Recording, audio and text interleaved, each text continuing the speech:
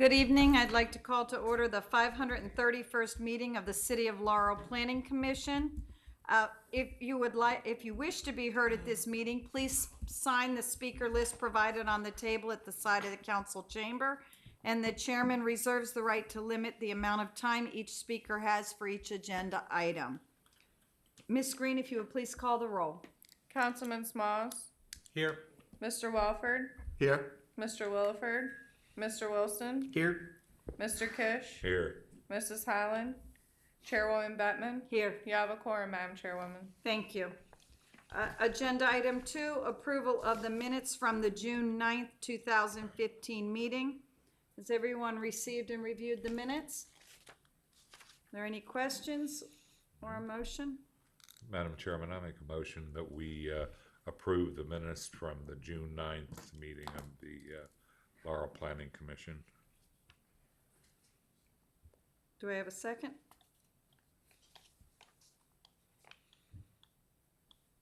I was absent. I'll second. I was absent too, but I can second. Ms. Green, if you could call the roll, please. Mr. Kish. Yes. Mr. Wilson. I'll vote yes. Mr. Walford. Abstain. Absent. Chairwoman Bettman. Yes. Motion carries. Thank you. Thank you, Dick. Agenda item 3, First United Methodist Church, 324 Main Street. Administrative sign approval filed by First United Methodist Church. I believe Ms. Pulley? Yes, ma'am. Good evening. The applicant, First United Methodist Church, located at 324 Main Street, is seeking administrative sign approval to replace a ground freestanding sign. They want to replace the older model and place another one there that has an electronic signboard. The sign would be 24 square feet and it won't be higher than 6 feet in height. In order for the church to do this, they first need to get administrative approval from the Planning Commission, and if approved, it must receive HDC approval as well. It is recommended by staff that the Planning Commission approve the sign application with the following conditions.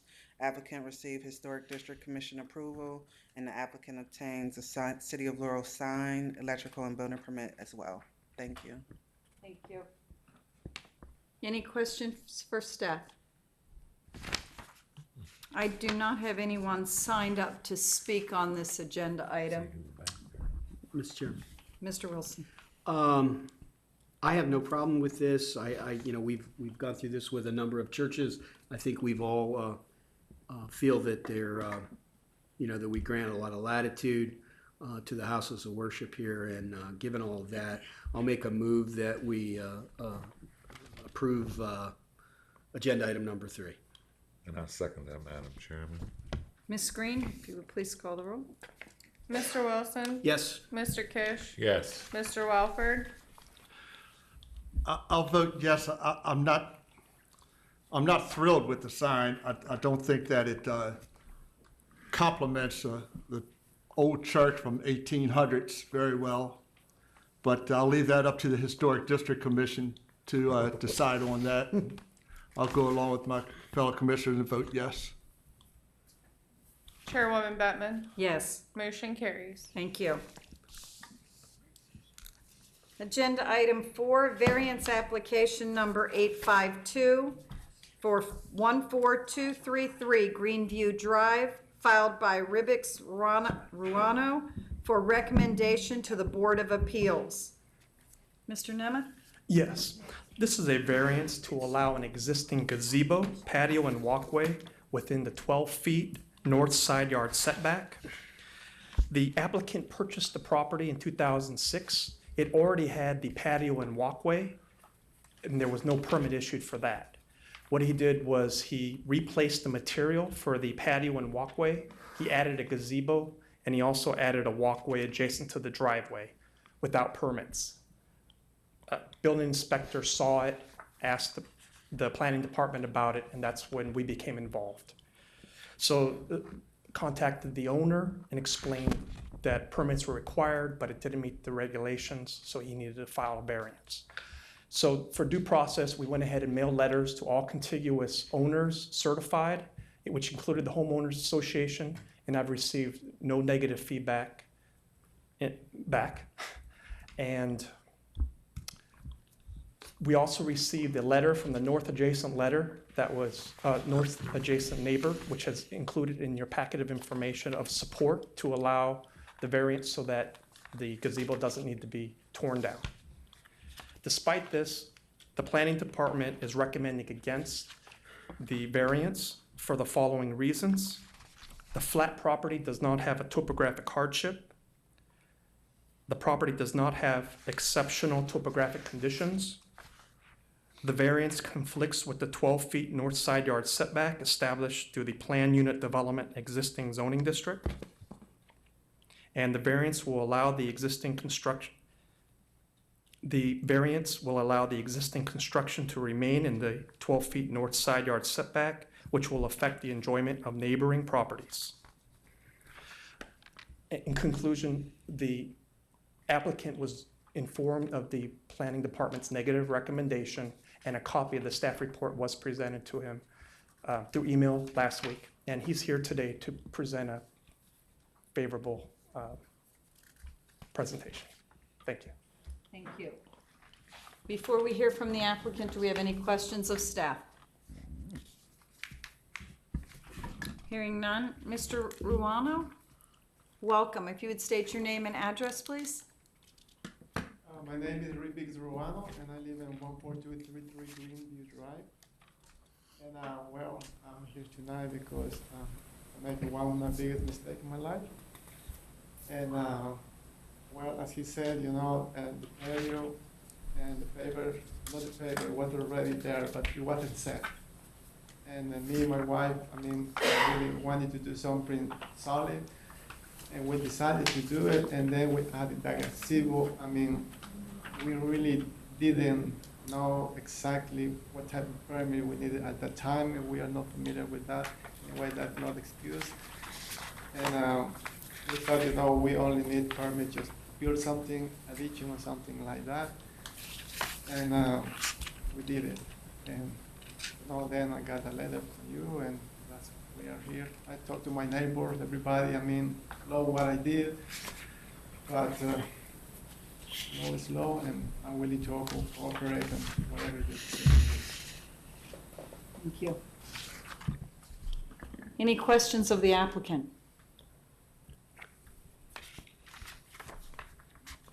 Thank you.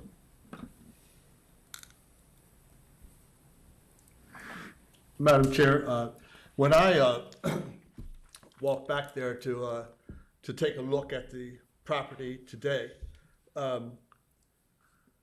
my first opinion was that since the neighbor was okay with it and everybody seemed okay with it, it didn't seem like a big problem.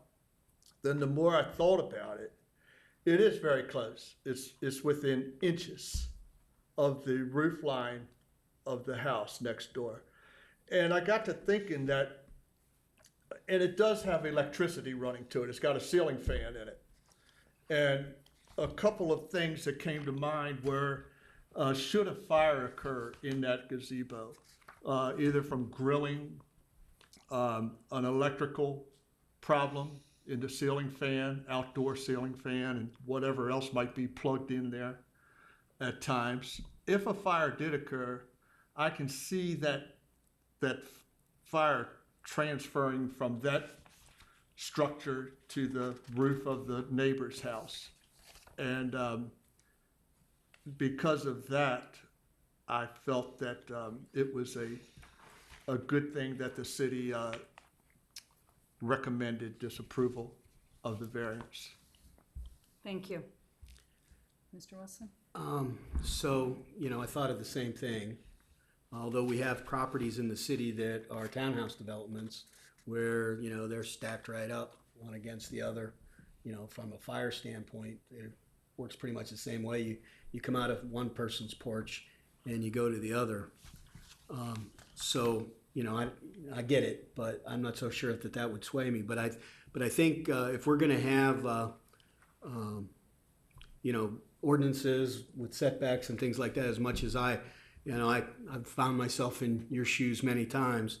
I think we're just going to have to, you know, in my opinion, enforce the rules that we have. I mean, the reason we have a permit department, I mean, this looks like a lovely piece of work. I don't know if you did it yourself or had it done, and I'm really sorry, but I would have to come down on the side with my colleague to accept what our planning department has told us. I mean, the whole reason we have these is so that people come forward, they come and work with staff, the rules get explained to you, and then we can do this. And the other piece of this is that those adjacent property owners may not always be the adjacent property owners. So by doing this, by us allowing it, then we're making decisions for those future folks. And I think, we have to kind of follow the rules, and certainly there's reasons for these rules. So that would be where I would come down on it. As much as I hate to say that, it looks like a lovely addition to the home. So, but that would be my recommendation. Mr. Kish, any comments? Yeah, I agree with Mr. Walford. Do we That's have a right. motion? It Oh, is. I'm sorry, John. It is a very nice addition, but if one does it, Is it Resting. possible that it can be moved to the backyard? Well, That's what I'm hoping. possible because, I mean, it's something, it's like a custom made, I mean, I designed it myself and it's pretty much solid, stone, real, and with the wood, I gotta, Take it down. I gotta let it, I forgot to, my next to the front, Could you, here, I'm sorry, I'll take that, and then if you could speak into the microphone. If you could just say what you wanted to say.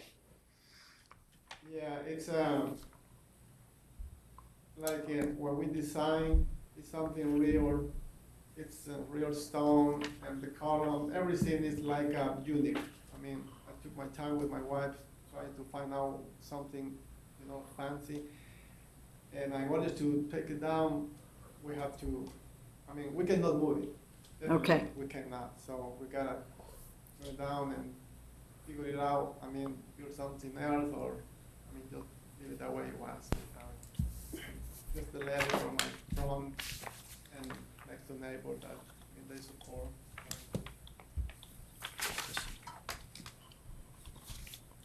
No, she was just asking to see. Thank you. Do I have a motion? I'll make a motion that we accept the planning department's recommendation to I guess I'm trying to make sure I word this properly, to deny the applicant's variance on the agenda item in front of us. I'm trying to find a number, but I don't see one. Number 852. Number 852. I'll second. And we're gonna make that recommendation to the Board of Appeals. I'm sorry, go ahead, Mr. Walford. Ms. Green, roll call, Miss- please. Mr. Wilson, I vote yes. Mr. Walford, Yes. Mr. Kish, yes. Chairwoman Bettman, Yes, motion carries. thank you. Mr. Ruano, I think the next step is this will go to the Board of Appeals, correct? So there's one more place that you will be able to speak. Okay? Thank you very much for coming out tonight. Thank you. You too. Agenda item 5, the final forest conservation plan, Spring Arbor, 7003 Van Dusen Road, filed by H.H. Hunt. Good evening again. Good The evening. applicant, H.H. Hunt, has 3 applications before you tonight, and the first one is for the Forest Conservation Plan approval. The property was annexed into the city in 2008 and placed in the R5 zone. However, on March 10th, the property obtained map amendment approval to be placed within the MXT zone, and the applicant has received concept MXT approval. Before you right now, the applicant is requesting Forest Conservation Plan approval in accordance with Forest Conservation Section Chapter 6.5 of the City Code, because the proposed subdivision is more than 40,000 square feet or greater with forestry. The applicant is proposing to place an assisted living facility that would include 84 dwelling units and 105,000 square feet structure. The net area for the project is 5.62 acres, and they're planning to clear 3.43 acres. The applicant is seeking to pay the fee in lieu of reforestation to the city of $28,433.79. that would be placed into the city's forest conservation fund. It is recommended that the planning commission approve the final forest conservation plan for the applicant. Thank you. We have multiple applications in front of us for this same property, but I think we'll take them one at a time in this order. Any questions for staff? We do have the applicant signed up, I believe, Eric DeVito. Did you want to speak or just answer questions? For the first, Eric DeVito, address for the record is 1025 Thomas Jefferson Street, Northwest Washington, D.C. I was just going to be available for the first two agenda items. Really, it was item 3, the special exception application, that I might take a little more time with, a little more explanation with. But I'd also want to introduce, our traffic engineer is here, our representative of the civil engineering is here. Mr. DePietro is also a member of the consultant team. So, questions for any of us, we'd be welcome to answer them now or the next agenda item. And I do have a quick housekeeping. I do have the signed affidavit that I'll go ahead and turn in now. It has Thank you. actual posting for all 3 of the agenda items are on the sale. Great, thank you very much. Any questions for the applicant? Nope, hearing none, I'll entertain a motion.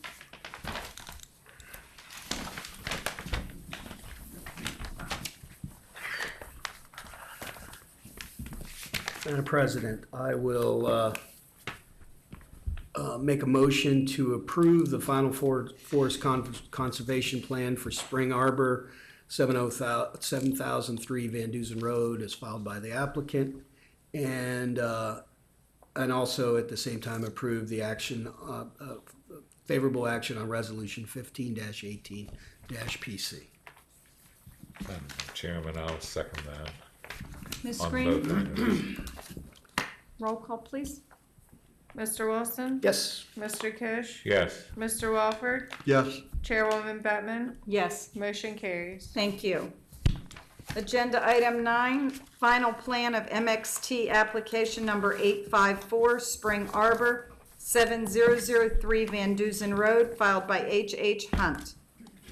Good evening again. The applicant H.H. Hunt is seeking final approval for an assisted living facility in the MXT zone. The applicant received concept approval March 23rd, 2015 from the Mayor and City Council.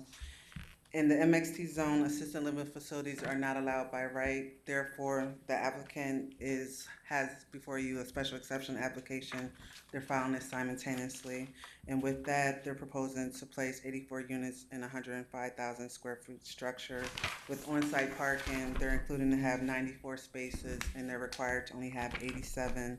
They also plan to have sidewalks, courtyards, stormwater management, and drainage facilities for the site. It is recommended that the planning commission approve the final MXT plan contingent upon the applicant receiving special exception approval from the City of Laurel Board of Appeals. Thank you. One housekeeping note before we move to questions for this. I did not open a public hearing on the application for the final forest conservation plan. I do not show anyone signed up to speak. Is there anyone that wishes to speak? Hearing none, I'll close that on the last one. That's okay? Thank you. Any questions for staff on the final plan of the MXT application? Madam Chair, if I could. Councilmember. Regarding the sidewalks in this project, particularly the sidewalks along Van Dusen, how far up Van Dusen do they extend? The reason I'm asking is because there are other projects in the area, and it's at least my view that we want to make that area as walkable as possible. It's just part of what I see as the city's approach to make all of our communities as walkable as possible. So with the development of not just your project, but other projects, as I said, in that area, I'd like to see as much connectivity eventually as possible for the walkability. Eric DeVito again for the record. One thing, if you could maybe move ahead on the slides, a couple places, and might be a better graphic, and I'll hand these out too that you can have in front of you, which are,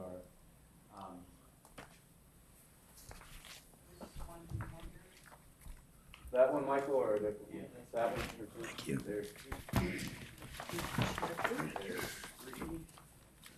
Fancy.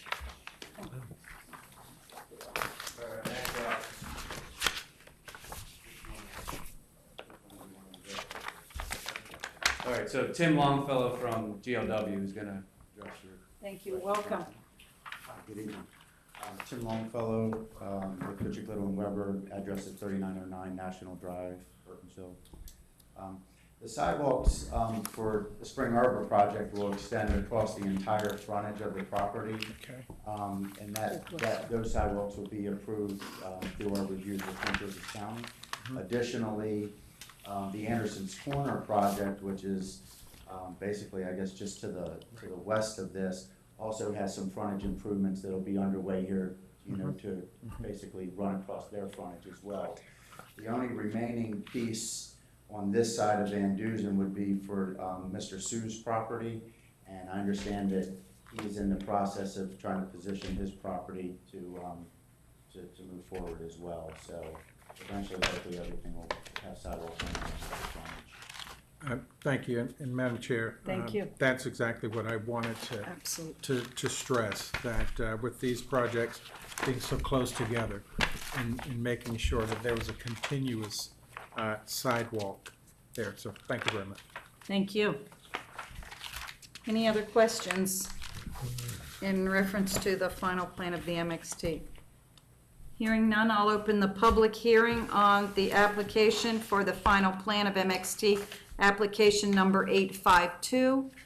I have no one signed up. Is there anyone wishing to speak on this agenda item? Seeing and hearing none, I'll close the public hearing. I will entertain a motion for action on this.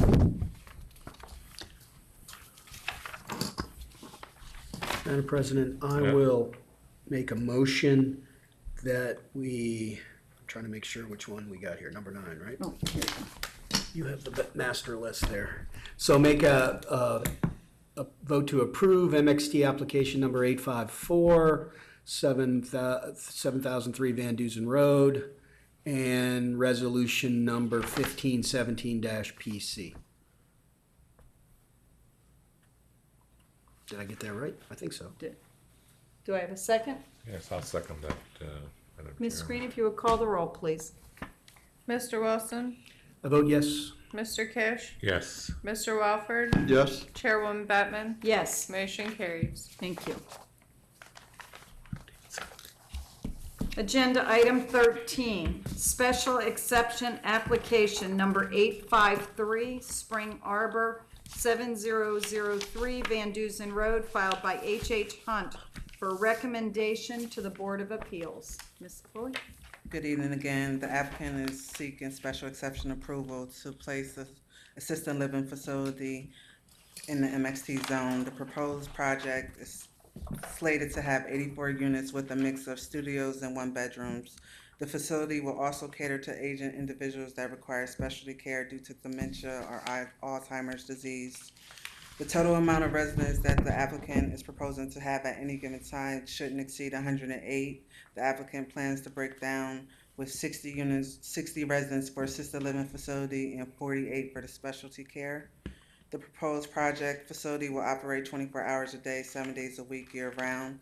It is anticipated that the community will have 60 employees with a maximum of 28 employees being on site at any given time. For the administrative staff, they're planned to work Monday through Friday from 9 a.m. to 5 p.m. The staff that will assist the residents will work either 1 of 3 shifts from 7 a.m. to 3 p.m., 3 p.m. to 11 p.m., or 11 p.m. to 7 a.m. It is expected that the shift that will have the most employees will be the 7 a.m. to 3 p.m. shift. The site will have weekly deliveries of food, dairy, bread products, and other necessities for the property. It will have enclosed dumpsters on site for trash pickup, trash and recycling pickup. The access roads throughout the development will be private and maintained privately. The site will have 94 parking spaces, and they're required to have 87 on site. The applicant met with staff to discuss the parking being in the landscape buffer a little bit, so it's gonna go and encroach into the landscape buffer up to 15 feet as opposed to 20 feet. The roads of the facility would be located off Van Dusen Road. There's plenty of enhancements that's taking place in that area for other projects such as Anderson's Corner, West Side, and Conterra, which is directly outside the city. The City of Laurel's Department of Public Works sent a memorandum dated June 29th stating the driveway to access Spring Arbor is on Van Dusen Road, and this segment of Van Dusen Road is maintained by Prince George's County. The developer is responsible for any necessary permits and access approvals from the county. This intersection and its signal is maintained by Prince George's County. Therefore, the TIS must be reviewed and approved by the county. And then on June 29th, the Maryland National Capital Park and Planning Commission reviewed the application and traffic impact study. And their memorandum stated, the traffic study evaluated the potential impact on the following intersections deemed critical. The site's only frontage is on Van Dusen Road, a master plan major collector. Along the property frontage, access to the parking spaces and the overall site circulation are acceptable to staff. The results of the traffic analysis show that all of the intersection deemed critical will continue to operate adequately. Staff concurs with this findings. There are no apparent issues that would be posed by adding this degree of travel to roadways in the immediate area. The transportation planning section finds that this special exception use application poses no issues regarding the required special exception finding. Based on the analysis of the transportation planning section, we find that the proposed use will not have a significant impact on the unincorporated area in the county. The project plans to have stormwater drainage facilities throughout the facility. Also, the police sent a comment on June 16, 2015, and they stated that the City of Laurel's Chief of Police indicated that he has reviewed the submission and have no concerns with the special exception application at this time. The Office of the Fire Marshal also provided a comment, and he stated that he doesn't have a problem with the proposed development. However, during the building phase, he would like for the hydrants to be relocated closer to the entrances, and that the entrance lanes are striped, indicating fire access. I feel that the criteria for granting a special exception have been met, and it's recommended that the Planning Commission recommend approval of special exception application number 853 to the City of Laurel Board of Appeals with the following conditions. The applicant must obtain proper permits from the City of Laurel to construct the assisted living facility. The applicant must obtain stormwater management approval from Prince George's County. The applicant must obtain water and sewer approval from Washington Suburban Sanitary Commission, known as WSSC. The applicant must obtain any necessary access permits and traffic impact study approval from Prince George's County. The applicant shall submit a recycling plan to the Department of Public Works before the use and occupancy permit is issued. All dumpsters on site shall be enclosed within a wood or masonry enclosure with a self-latching gate, and both entrances shall meet City of Laurel fire lane requirements. Thank you. Thank you. Any questions of staff? Yeah, I have one. Just on the traffic study, since we've gone, we've had other questions about this. You guys looked at the traffic study, you looked at the assumptions in it. Everybody's cool Right. with that set of assumptions that are in there? Yes, and the Public Works Department looked at various different traffic studies, and since it was in the county, they wanted them to make sure they get all the approvals from the county with the light and everything. But from our standpoint, from the city staff, my department, as well as Public Works, we're okay with it. Thank you. And when the future Conti Road goes in, I noticed there is no planned entrance to the property. It will always maintain an entrance from Van Dusen only. Is that correct? Thank you. Mr. Smalls, any questions? Any questions? Any questions of the applicant? If none, I will entertain a motion. Madam Chairman, I make a motion that the planning. Let me ask you to turn your mic on, please. Why? They can hear. Thank you. It's loud enough. Sorry. Madam Chairman. I make a motion that the planning commission gives approval to special exception number 853 to the City of Laurel Board of Appeals with the 7 condition listed. I have a motion. I'll second. Ms. Green, if you'll call the roll, please. Mr. Kish, Yes. Mr. Wilson. Yes. Mr. Walford, Yes. Chairwoman Bettman, Yes, motion carries. thank you. Will you have somebody send a letter to my children so that I end up in this beautiful facility? We'll get you a room there. No other business before the commission. The meeting is adjourned. Thank you.